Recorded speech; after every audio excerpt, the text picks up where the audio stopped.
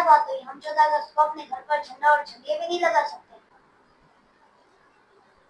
کیوں نہیں لگا سکتے بیٹا؟ ضرور لگا سکتے ہیں۔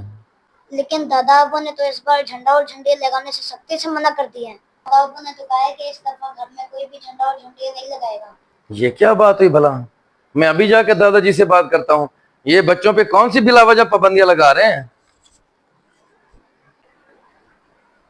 ابا جی، مجھے آپ سے ایک بات کرنی ہے۔ جی بیٹا کہو، کیا بات ہے؟ ابا جان، 14 اگست ہماری آزادی کا دن ہے۔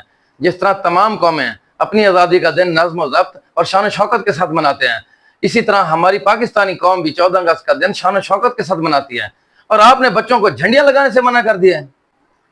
پتر، تم اپنے بیٹے کے کہنے میں آ کر فوراً مجھ سے سوال جواب کرنے آ گئے ہو، لیکن تم نے یہ نہیں سوچا کہ یہ میں نے کیوں کہی ہے یہ بات۔ ابا جان، یہی بات تو مجھے سمجھ میں نہیں آ رہی کہ آپ تو ہر سال بچوں کے ساتھ مل کر جھنڈے اور جھنڈیوں سے گھر سجا دیتے تھے، اور اس سال ایسی پابندی کیوں؟ بیٹا، یہ اس لیے کہ ہم شوق میں اپنے گھر، گلیوں، کوچوں، بازاروں کو سجا تو لیتے ہیں، لیکن جیسے ہی یہ دن اپنے اختتام کو پہنچتا ہے تو ہم اپنے جھنڈے جھنڈیوں کا تقدس جو ہے وہ پامال کرنے لگتے ہیں۔ کسی کو بھی اتنی سی بھی توفیق نہیں ہوتی کہ ان زمین پر گری ہوئی جھنڈیوں کو اٹھائے اور سنبھال کر رکھ لے۔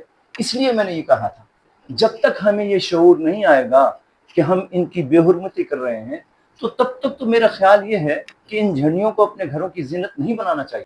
ہاں ابا جان، آپ بالکل ٹھیک کہہ رہے ہیں۔ ہم 14 اگست تو منا لیتے ہیں، لیکن ہمیں یہ بالکل احساس نہیں رہتا کہ ہمیں ان کا تقدس کیسے بحال رکھنا ہے۔ ابا جان، میں آپ سے وعدہ کرتا ہوں کہ آئندہ ایسا نہیں ہوگا۔ ہر سال جھنڈے اور جھنڈیاں گھر میں لگا کر پھر ان کو اگلے سال کے لیے سنبھال کے رکھوں گا، تاکہ ان کا تقدس بحال رہے۔ شاباش بیٹا شاباش، مجھے تم سے یہی امید تھی۔ چلو یہی بات ہے تو پھر آؤ جھنڈے اور جھنڈیاں لگا کر گھر کو سجاتے ہیں۔